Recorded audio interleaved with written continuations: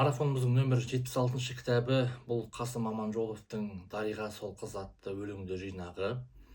Қасым Аманжоловтың негізгі туған жылы 1911 жылы 10 қазанда Қарағанды облысының Қарқаралы ауданындағы Қызыл деген жер екен. Қайтыс болған уақыты 1955 жылы 18 қаңтар, небәрі 43 жасында Алматы қаласында қайтыс болған дарынды бірегей ақын. Қасым Аманжоловтың бұл кітабы 209 беттен тұрады. Бірінші бөлімі арнау өлеңдер деп аталады.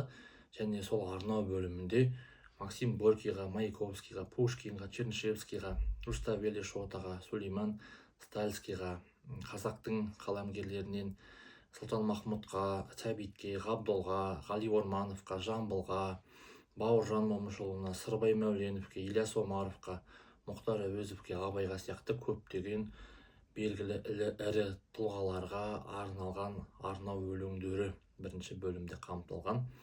Екінші бөлімі Майдан жырлары. Бұл білесіздер, бұл Қасым Аманжолов Ұлы Отан соғысының ардагері, қатысушысы және көбінесе сол соғыста болған жағдайларын, жайттарын шығарған өлеңдері. Үшінші бөлігі Туған жер жырлары деп аталады. Туған жер деген жырларына үңілсеңіз, Жайық, Бурабай, Көкшетау, Талғар, Алматы, Ертіс, Қарағанды, Балқаш, Алатау, Шыңғыстау, Сырдария, Сарыарқа, Байқал, Сібір сияқты көптеген өлеңдері бар.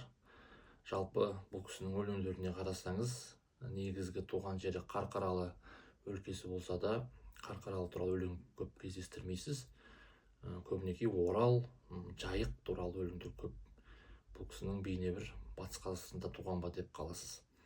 Енді негізі осы өлеңінде, осы бөлімінде Баспана деген өлеңі бар.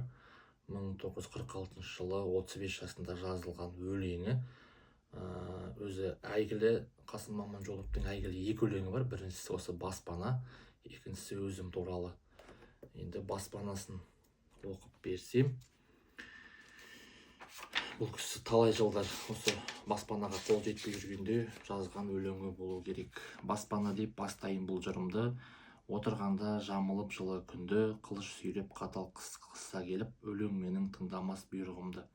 10 жыл бопты жүгірдім Астанада, шақырса да бармадым басқа қала. Алдамшы елес сықылды үміт қуып, 10 жыл бойы болдым зар баспанаға. Енді бұл жерде ұзақ өлең, негізгі мағынасы осы баспанаға қол жетпей әбден зәрезап болған кезіндегі жазған өлеңі болу керек. Одан кейін бұл кісінің өзім туралы деген өлеңі бар. Баршаға әйгілі.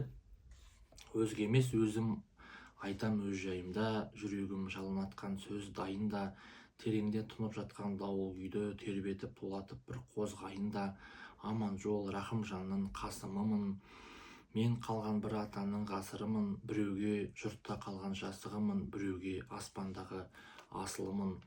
Шарлаған жолым жатыр жер бетінде, көрінер көлеңкесі келбетімде. Қай жерде үзіледі қайран сапар, түйін боп өмірімнің бір шетінде. Дүние жалт-жұлт еткен кең мекенім, көре алмай көп жеріңді мен кетемін. Арпалыс ала құйын заманалар, арбасып тұрып алды, мен нетемін. Өмір жоқ түскен жерде бір арнаға, көп күттім, көп тіледім құмарлана. Қайтейін жетер емес қысқы өмірім, алыстан көрінген мен мұнарлана. Сен неткен бақыт дедің келер ұрпақ, қараймын елесіңе мен таңырқап. Жаңғыртып жер сарайын сен келгенде, көрпемді мен жатармын қырда қымтап. Екі көз, екі жұлдыз маңдайдағы, көрушен құбылысты қай-қайдағы. Япырмай сен де бір күн сөнермісің, қап-қара түнек болып маңайдағы. Өкінбен мен де бір күн өлемін деп, өкінем ұқсат алмай келемін деп, күніне 100 ойланып мың толғанам, өзімен бір өлмесін өлеңім деп ұзақ осындай өлеңдердің арасынан жаңағыдай қысқартып оқыдым. Негізі ұзақ өлең, тамаша, мағынасы өте керемет. Осы Қасым Аманжоловтың классикалық туындысы десе де болады. Сондай бір тебірентерлік, жүрекке қонарлық керемет туындысы. Одан кейін 4-ші бөлімі жастық жырлары, сосын 5-ші бөлімі сүйіспеншілік жырлары деген бұл кісінің махаббат жайында өлеңдері көп жазылған екен.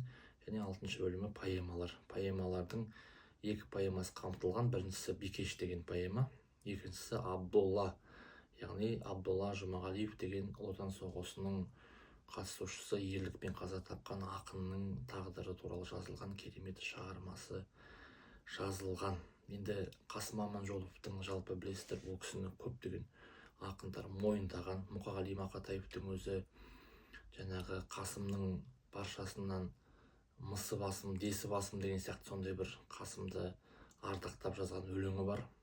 Өйткені Қасым ерте кетті деген 45 жаста қайтыс болған Мұқағалидан да ерте 43 жасында бұл дүниеден өтіп кеткен екен. Бірақ артынан қанша мәз қалдырған, өзінің ақын деген бір туар дарынды тұлға екендігін тірі күнінде жазып қалдырып кеткен бірегей тұлға. Енді келесі кітабымызды анықтайық.